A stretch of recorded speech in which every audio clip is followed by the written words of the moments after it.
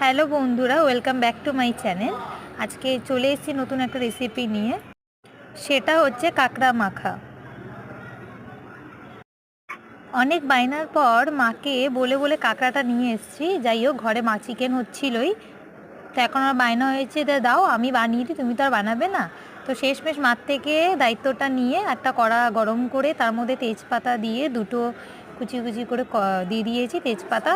তারপরে হালকা করে লাল লাল করে কাঁকড়াগুলো ধুয়ে ধায়ে ভেজে নিচ্ছি বন্ধুরা। আর এই মা দিদি মিলেই বেঁচেছে কাঁকড়াটা, ওদের ক্রেডিটটাই। আর পেঁয়াজ, তারপরে ওই বাটিতে কি কাঁকড়ার ঘেলু না কি বলে সেটা, পেঁয়াজ রসুন বাটা, আদা, তারপরে টমেটো, হলুদ গুঁড়ো, লঙ্কা গুঁড়ো, জিরে গুঁড়ো দিয়ে ভালো করে কষিয়ে আজকে রেসিপিটা বানিয়েছি। আর আমার থেকে আরও সবাই ভালো ভালো বানায় জানি সেটা, তাই একটু চেষ্টা করলাম। ভালো লাগলে অবশ্যই একটা লাইক করে দিও। টাটা।